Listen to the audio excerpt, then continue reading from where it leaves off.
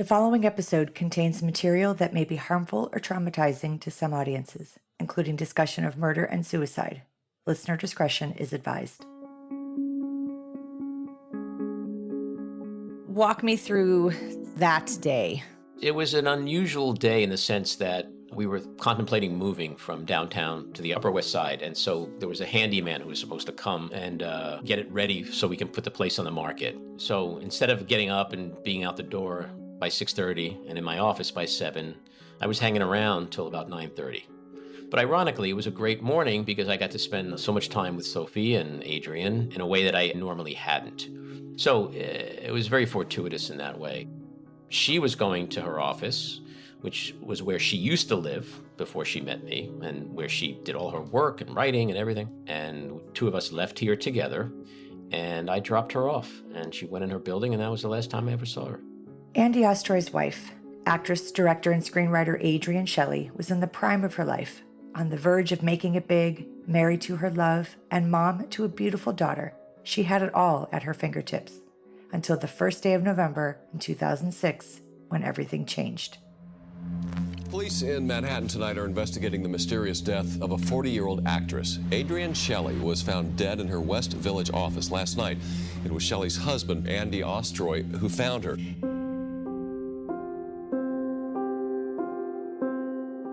From Cast Media, this is Media Circus, an inside look at private tragedy in the public eye.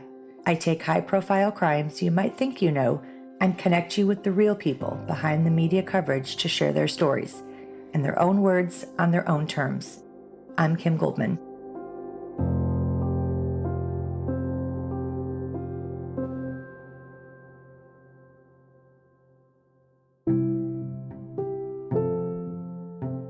You don't have to know Andy Ostroy for very long to know he was absolutely in love with his wife and the life they shared with their almost 3-year-old girl. So tell me how you met Adrienne. Adrienne and I met on Match.com, believe it or not. It was right after 9/11, and it was a time when a lot of people were reassessing their lives. I mean, I'm talking days after 9/11.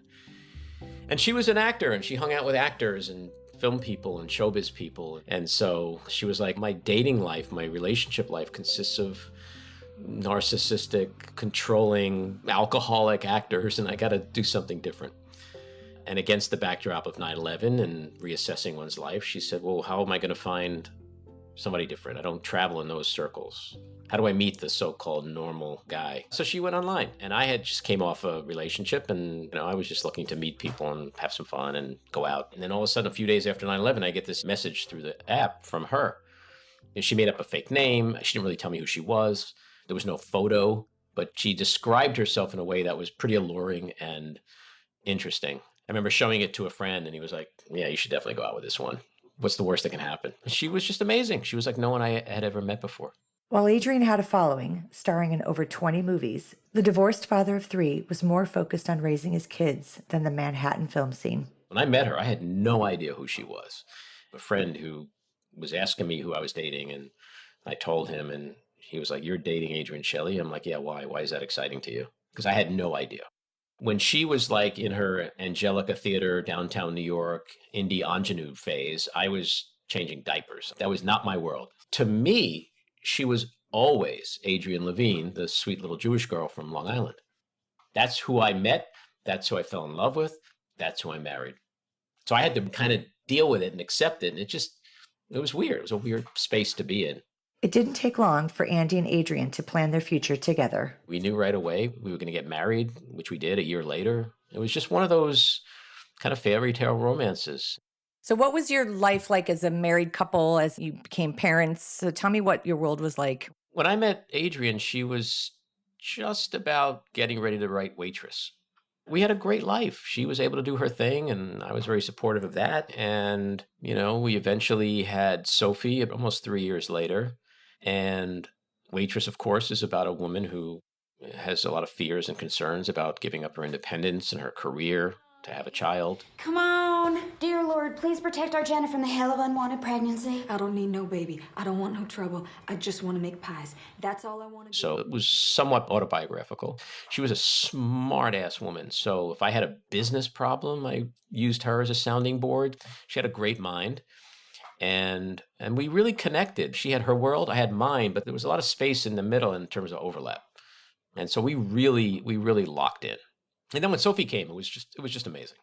Did you see her differently when she became a mom? Yeah, I'd like to think everyone who has a child with someone sees their partner differently, because it's a whole different, as you know, life changes. It's a whole different life. Wednesday, November 1st, 2006. The family had just enjoyed Halloween together the night before. But soon after Andy dropped his wife off at her West Village office that morning, something felt wrong. When did you start to worry? When did you start to think something wasn't right?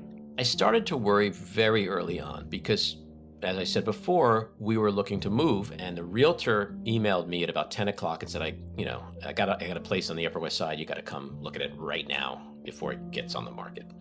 So I started emailing Adrienne because I had a busy day at work and it was hard to hop on the phone. And back then, we were both on AOL, and back then you could see if someone opened an email. So I would send her the email. I'd say, you got to meet me right away, like a half hour from now uptown. No response. And then I started calling. Her landline was busy because back then you used your landline to dial up AOL. And her cell phone didn't answer. The skeptic in me really started to percolate, like, this is weird. And then it just progressed from there. I started sending more emails, started sending emails in the subject line, like, where are you? I need to speak with you. Is everything okay? Andy had a busy day. With clients visiting from out of town, he was jam-packed with meetings. I'd go in a meeting for a half hour. I'd come out. I'd check. She still hasn't called. For the first few hours, you always think, all right, maybe the cell phone battery died, or she met a friend on the street and they went to lunch and she shut her phone or whatever. You never start to think something's really, really bad in just 3 hours, 4 hours, because anything could be possible. But was it unusual that she didn't respond? Yes. Okay. But for me back then, not having tragedy like this in my life, I kind of operated like everybody else. Like, you don't go to the bad place right away. Now, if you don't call me in 5 minutes, I'm at the bad place, literally. And so that's one of the, unfortunate consequences of going through something like this.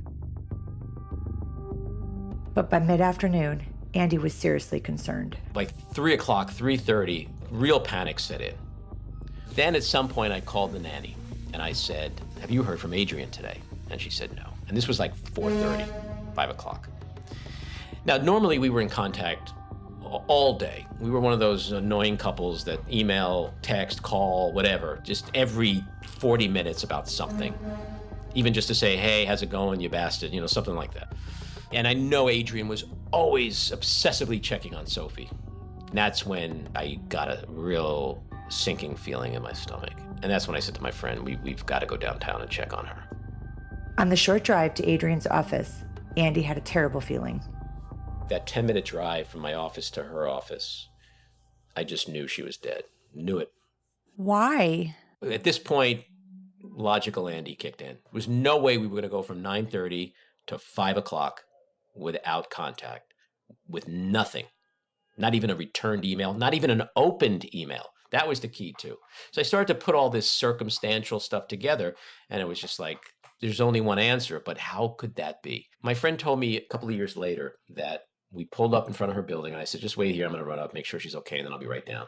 And then I walked away from the car, turned around, came back, opened the door, and I looked at him and said, I'm going in that building now, and my life is about to change forever.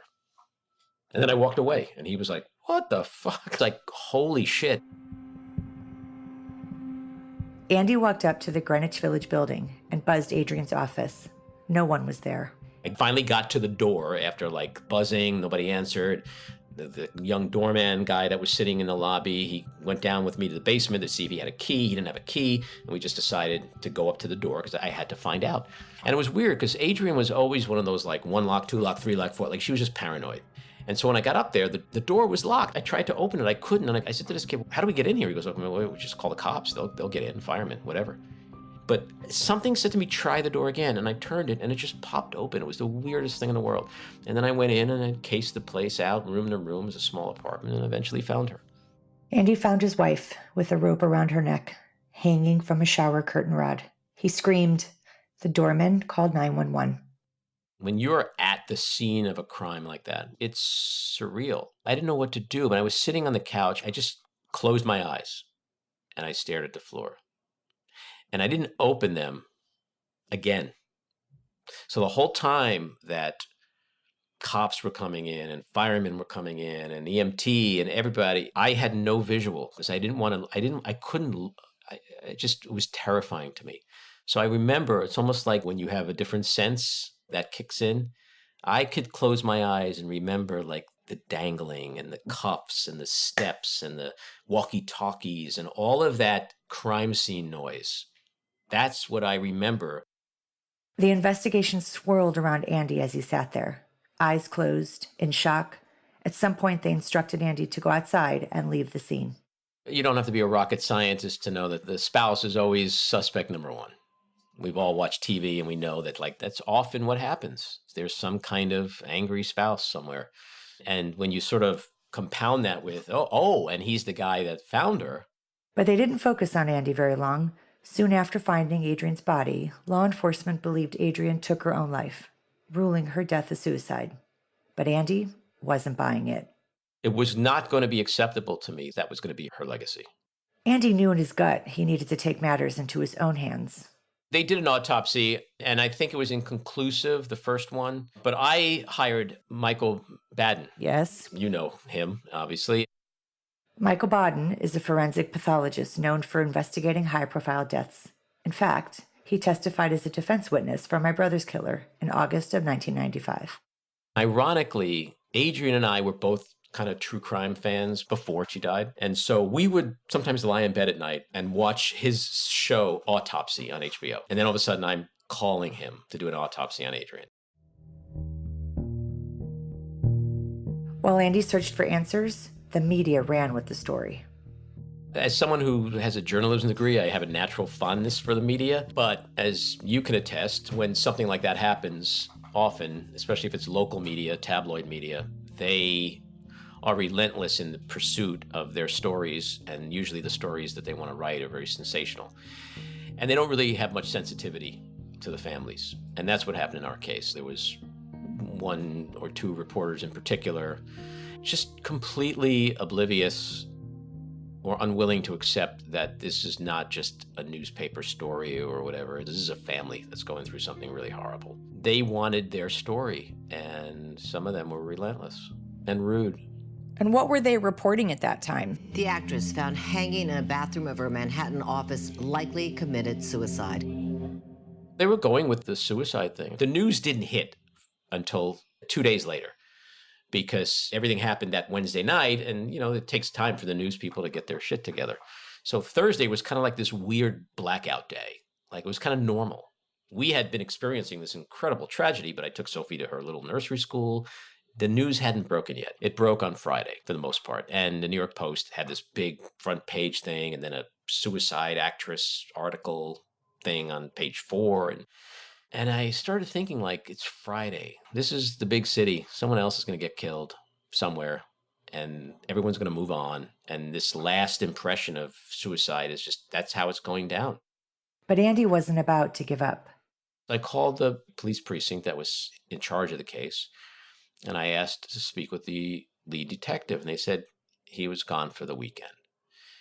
And I said, well, then just give me somebody else who's working the case. What are you guys doing? Where are we at? And the person I spoke to on the phone literally said to me at one point, there's nobody else working the case. I mean, it's not what you want to hear, but as far as we're concerned, it's a suicide. I got off that phone call and I realized whatever I was feeling, grief, pain, I had to just put that aside and go into some other kind of mode if I wanted to reverse this narrative. And so I contacted my best friend, who's a corporate PR guy, and I said, we got to do something bigger than the front page of the New York Post. I don't know what that is, but you figure it out. And he decided that we would just do an exclusive with the local news, Eyewitness News. Andy Ostroy says his wife's death on Wednesday is suspicious and not a simple case of suicide, despite media headlines that proclaim that Adrienne Shelly, the beautiful blonde actress, took her own life inside apartment 47 here in this Greenwich Village apartment building. There are emails, phone conversations that took place almost up until the time of the tragedy itself. She was making plans with our friends for the weekend, dropping off things to our daughter's school. That little girl has to grow up knowing the truth. That kind of turned the heat on, I later learned. And so the next morning, I got a call from a detective at Manhattan South Homicide. And that's when it really kicked in. Did you go in thinking that it was going to turn the heat up, or was it really more that you just didn't want the world to believe that Adrienne killed herself? It was purely designed to turn the heat up. I understand the power of the media, and I did it in a way that I knew what the outcome would be. And so it got what I wanted, fortunately. It was then that the case began to move forward. The way it works usually is that when there's a crime or a murder, there's the local police precinct in New York that handles the case if it's in their precinct. And simultaneously, the homicide team will sort of poke around, if only to just confirm for the precinct guys that, yep, this is a suicide, just move forward with that. So fortunately, this detective, Jimmy Piccione, something in his mind said, keep looking, keep digging. It was that shadow of a doubt that led the detective back to Adrienne's building on Saturday. So this is the day after I went on the news. And he just was poking around, and he noticed a very thin layer of some construction dust outside Adrienne's door. And so he said to the building manager, is there construction in the building? And they said, yeah. And he said, where? And they said, the apartment below. So he goes down to the apartment below. He sees more dust, gets into the apartment, and right there in the dust is the sneaker print. That was it. That's how this case was solved. But nobody had been in that apartment until that Saturday. So if he didn't decide to go to that building on Saturday, life would be very different right now. It was just the simplest classic detective work.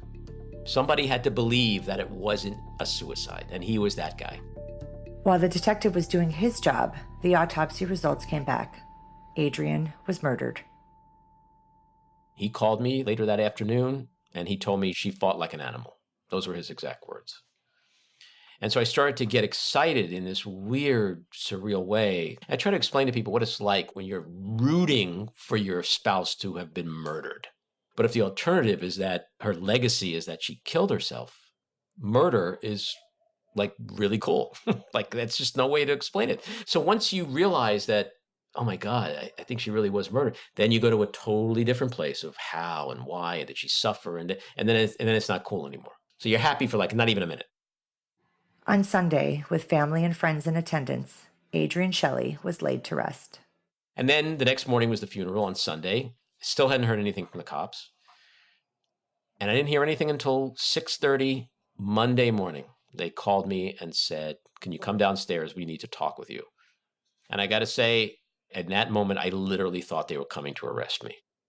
That's where my mind went. I was like, this is how this story is going to get even more shitty than it is. And now my kid is not going to have either parent. And I went down to the lobby and I turned the corner slowly to see if like there's a whole line of cop cars. And my heart was pounding. And then all of a sudden, a little unmarked car pulled up. Piccione and his partner came out. And he said to me, Andy, we arrested the guy who killed your wife. Diego Pilco, a 19-year-old construction worker, was charged with Adrienne's murder. The death of actress Adrienne Shelly was murder, not suicide. Police allegedly matched his sneaker footprint to one found in the bathtub where Shelly was found hanging from a bedsheet tied to the shower curtain rod. He staged it as a suicide. He didn't do a really good job at it without getting into the gory details, but he did the best he could in his warped mind of what would a suicide look like. The macabre thing is that he told cops he was in her apartment for like 45 minutes. He broke in, he tried to rob her, she caught him, he killed her kind of quickly, and then he hung around staging his thing. That's a mindset of a monster. But that wasn't the only news Andy got that day. Just hours after the killer was arrested, Andy was notified that Waitress, the film Adrienne wrote, directed, and acted in, was getting noticed. We learned that it got into Sundance the day her killer was arrested, that Monday. Went downstairs, the cops told me they arrested somebody. I came upstairs a couple hours later, got a phone call. Nuts. It was quintessential bittersweet moment you could ever imagine. She died before she was even aware that it got into Sundance, which is every filmmaker's dream, especially back then. The Holy Grail was Sundance.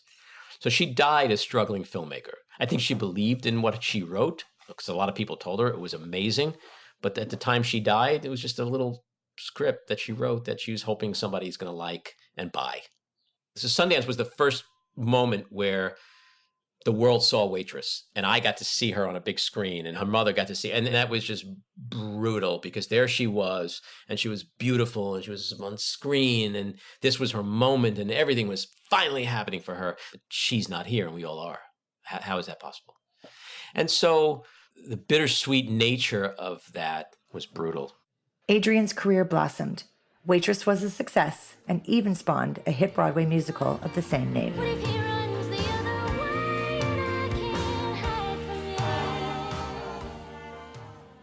But Andy was still on a mission to find out what happened. Is it important for you to know the specific details? Yeah, for me, I needed to tie up that loose end. I needed to know, why did this incredible human being disappear? What were the circumstances? Because if I lie down every night and I wonder, I'm just torturing myself for the rest of my life. Knowing those details, knowing how it happened, it was very important to me to understand the truth of that day. And there was only one person alive who knows that. That's him. When Adrienne's killer initially confessed to her murder, he told them the incident began with an altercation. He told them that she came downstairs from her apartment to complain about noise, and she slapped him in the face, and she called him a bitch, and blah, blah, blah. And I was like, that is so not Adrienne. First of all, we know that she died at around 10 o'clock. So all this happened like within a half hour of me dropping her off. And that's an important detail, which is why I couldn't reach her all day. And that explains why she was radio silent, because she was gone. And my instinct, my gut instinct, all of that, it was spot on. So Adrienne was the kind of person where if she put her bags down at 9:30 and there was noise, she wouldn't immediately go complain. Adrienne would wait 4 hours and then go downstairs with a cake and say, oh, hi, here's some cake. And by the way, that's what Adrienne would do. She certainly wouldn't have slapped anybody. She certainly wouldn't have punched anybody or called him a bitch or complained within 15 minutes. That was just not her. So we knew that was bullshit from the get-go.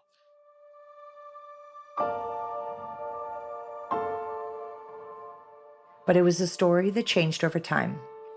In late 2021, as a tribute to his wife and on a quest to find answers, Andy directed Adrienne, an HBO documentary that beautifully shares the life and legacy of Adrienne Shelly. In the film, Andy confronts Adrienne's killer, an undocumented immigrant from Ecuador, in prison. He came here from another country, and his mother basically mortgaged her house to give some coyote the money so he can get in here. And he owed like $13,000, and he needed to send her money or she was going to lose her house, because these people who bring you across the border, they're bad dudes. So he said that he pretty early on started robbing apartments because he needed money.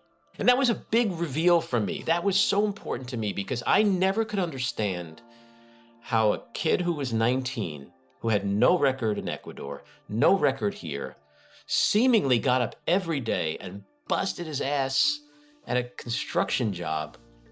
How does he become a monster? How does he go from here to here? And when I finally heard this story that he told, it wasn't like he was going from here to here. He was a criminal.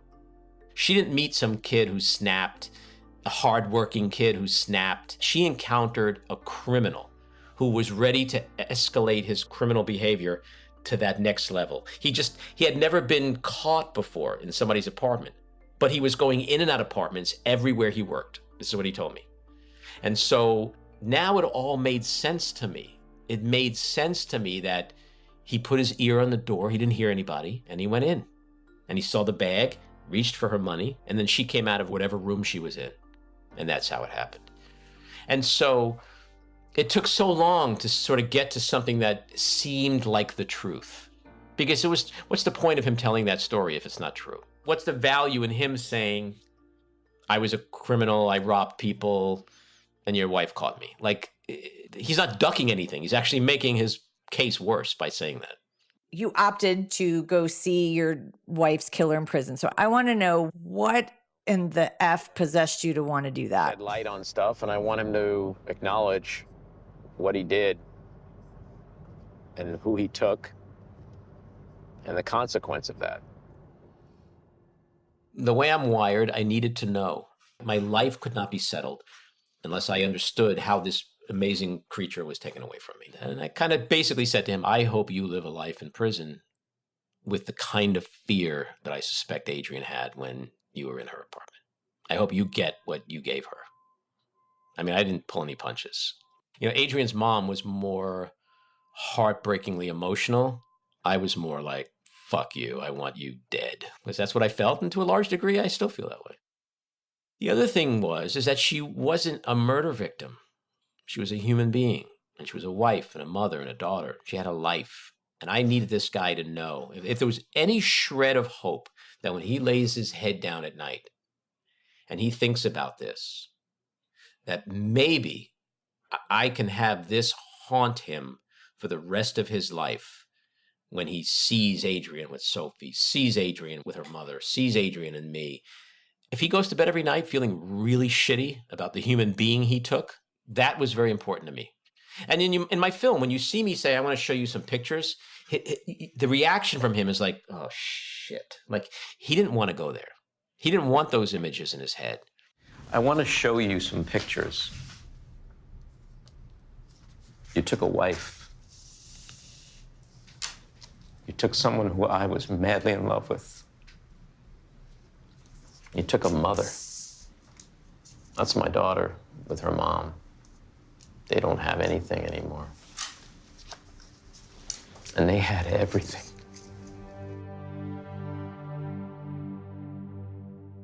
Bringing yourself to the point of having to make the request, write the letter. I tried to do that once, and it was torture for me because in order for me to want to see my brother's killer when he was in prison, I needed to sort of humanize my brother's killer to a place that I could try to get him to soften so he would let me come in. And it was a mind fuck for me because here I was asking the person that stabbed my brother to death for a favor.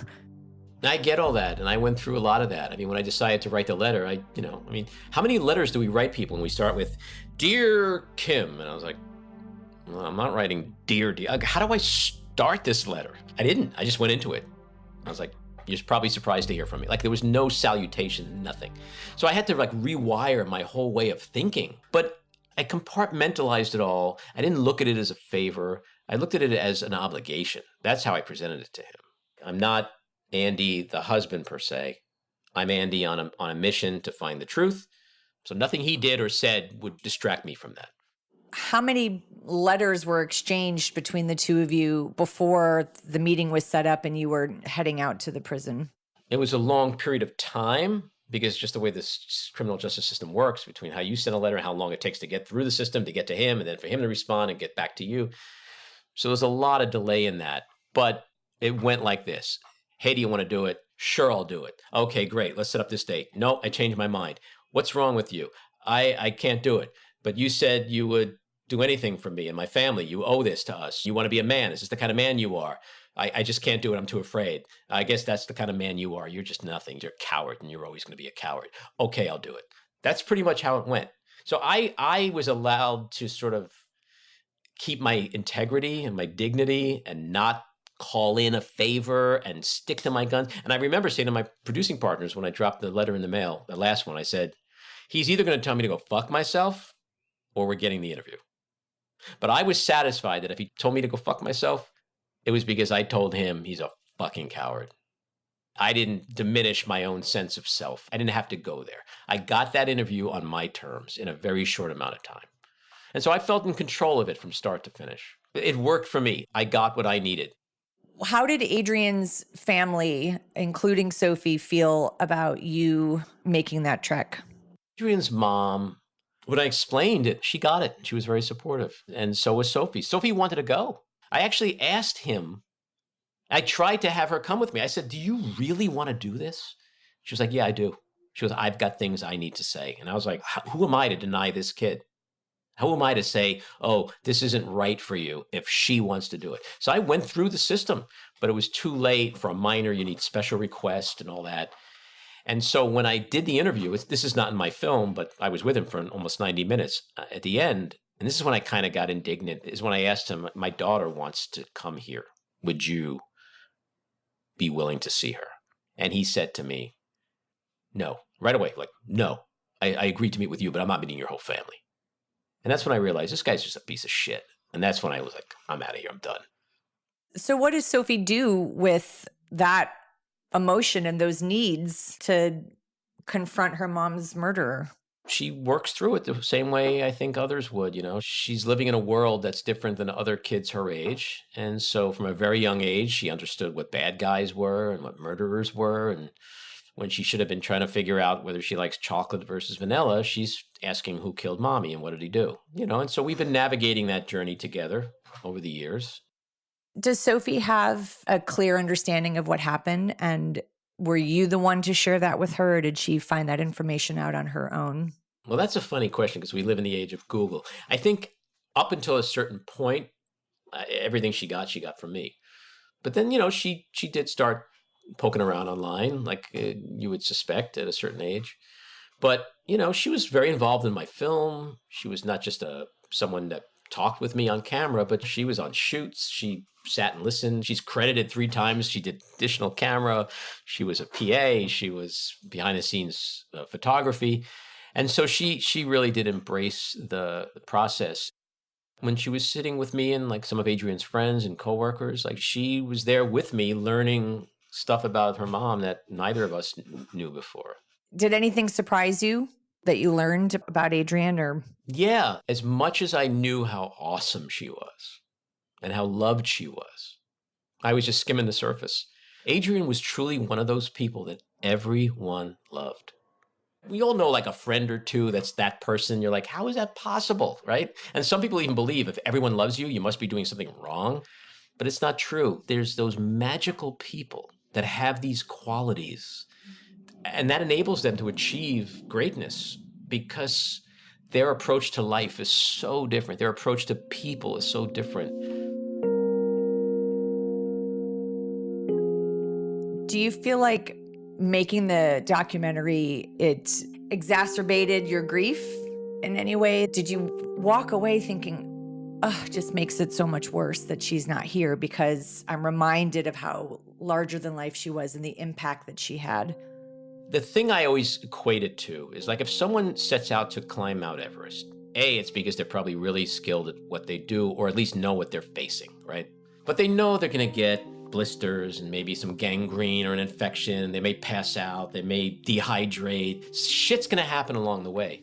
But they know when they get to that summit, there's going to be no regrets. And they're going to achieve something that they felt was so important. This was my Mount Everest because of what you just said. I knew what I'd be going through. This whole process for me was, I mean, there were moments of joy when I heard funny anecdotes and things that I learned, but I knew when I'd get to the top that I would never have a regret. But it's like rediscovering this woman, and I'm sure you feel this way about your brother, is that it just happens where you can forget how awesome they were. Of course. Years ago, very early on, we wrote a book about my brother. His name is Ron. And at the time, we were adamant that we didn't want to do it. And we were accused of all sorts of shit for writing it. Begrudgingly, we agreed, wrote this beautiful book. But I have to tell you that I refer to it. I mean, I actually just put it back up on the shelf because I read it as awful and gut-wrenching as it is. I read it because I find my memories fade sometimes. And then I get mad at myself because, wow, did I not love him as much? Something's not connecting. There's a panic that sort of overwhelms me sometimes if I don't remember. And so I pull it down. I'm like, oh, no, I got it. And so I'm so grateful to have that. Yeah. We're a little different in the sense that, like, I have this little creature called Sophie who thankfully looks so much like her mom and is a great reminder in some ways. And there are moments where, like just the other night, I just looked at her and you know, like a teenager, she's like, what are you looking at? I said, I'm looking at you because right now you look so much like your mother. It's freaky. And she acts a lot like her mother. But the truth is, you put distance between you and that person and you do forget. And for me, the reason I made the film was for my family so that we'll never forget. And it's been wonderful for us. You understandably spend time and energy and dedication to Adrienne. Does that make it hard for you to create intimate relationships? Are you open to love? Do you have anybody in your life? Yeah, I was with someone, I think about 3 years after Adrienne died. I met my ex, Phoebe. We were together 10 years and we split up about a year and a half ago. We're still very good friends, and she's still a huge part of Sophie's life, and she's an amazing person. And, one of the reasons we were able to be together that long is because I genuinely believe it never was an issue with her. She understood it. There are some women that might walk in my apartment and go, oh, a whole little table full of Adrienne photos. He's still hung up on his ex. Another woman might come in and look at that and go, oh my God, what a great reminder for Sophie of who her mother was. That was Phoebe. So Phoebe understood that. Someone who understands that when the love of your life is ripped out of your life, this guy just can't walk away. Out of dedication to her, I have to continue to build and honor her legacy. And even if it's just for her daughter, it's important. I think it's important for you to share with us the balance between taking care of Sophie and honoring Adrienne and taking care of Andy. So how do you manage that? Well, that is very important. I have this kid who I had, was forced to raise by myself from the time she was 3. I have 3 other children from my first marriage. I now have 3 grandchildren. And so, if you take that chapter out of my book, I've got a pretty charmed life, and I'm really happy with my life. And so I don't walk around with this eating away at me. I've moved forward. And that said, I think anytime something happens, it changes the direction of your life. I run a foundation, the Adrienne Shelly Foundation. We've given out over 100 grants to women filmmakers. So from that mess, I dedicate my life, or part of my life, to spinning some gold.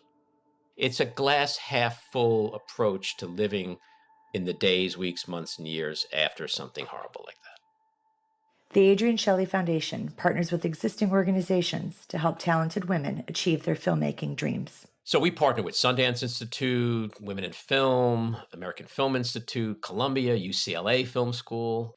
And so over the years, we have over 100 grantees. And I guess our biggest claim to fame was Chloe Zhao when she won the Best Director Oscar. She was a grant recipient of ours in 2012 when she was just making short films. Dee Reese is another one. There's a lot of women in our fold now that have become very well-known filmmakers. And so we know the impact is there. And we knew it in our first year when Cynthia Wade won an Oscar for her short film, Freeheld, which if you go on our website, adrienneshellyfoundation.org, you'll see a letter from Cynthia saying, I couldn't make this film without the funds I got from you. And that was a year after we started the foundation, a year after Adrienne died. So it's been great. It's just been great. In March 2008, Adrienne's killer agreed to a plea bargain and was sentenced to 25 years with no chance of parole. Were you okay with that sentence? No, I had no choice though. The prosecutor sat me down one day and he said, all right, we have an opportunity to plead this out. And of course, everybody wants 25 to life, no parole, whatever. But he explained it to me, and I was a business person. So I said, all right, we'll turn off the emotions. I'm just going to look at this as a business meeting. And he said he's 19, he's baby-faced, he's 5'1", no record.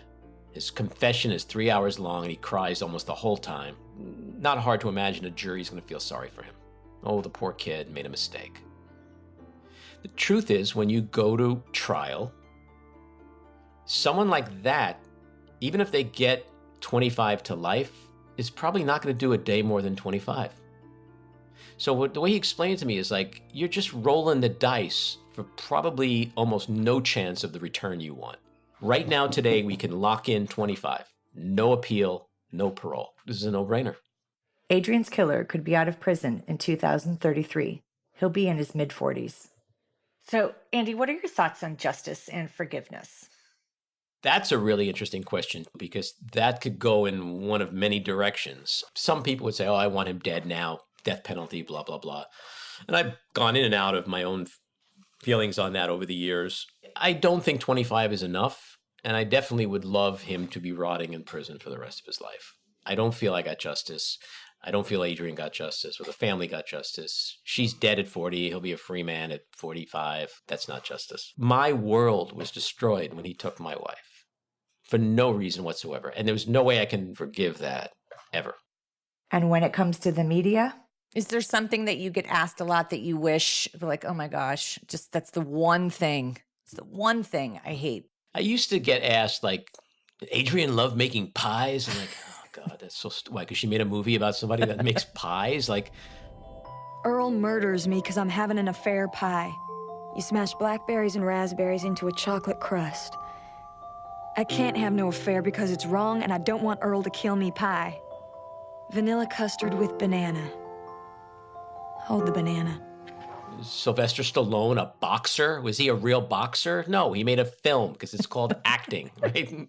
He created a fake character. Like, oh my God, that's the question you want to ask me? Did she make pies? No, she didn't make pies. She didn't cook at all. Next. Are there things that you wish people would ask you that they don't?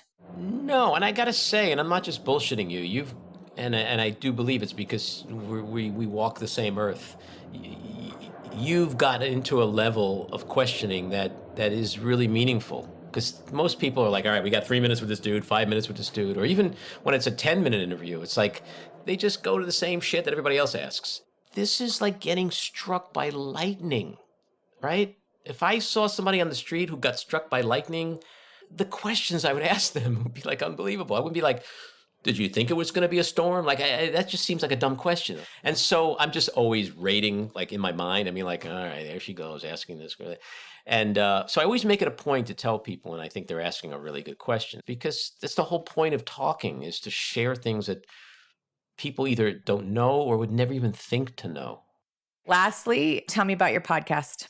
It's called The Back Room with Andy Ostroy. You know, the thinking is just to have guests on that run the gamut of celebrities, politicians, journalists, media people, talk about politics, talk about pop culture, business, Wall Street.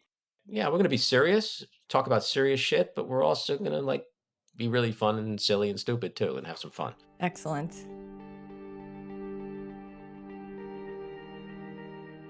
Andy Ostroy lives a life that honors family, loyalty, and legacy. 3 things that are so important to me as well. Thank you, Andy, for your friendship and for sharing your heart with me. Find Andy on Twitter at Andy Ostroy. To continue the conversation, follow me at Kim E. Goldman on social media. Media Circus is a Cast original podcast, executive produced and hosted by me, Kim Goldman. Produced by Jackie McDougall. Edited by Anton Doty and Jordan Cantor. Harper Carlton is our associate producer.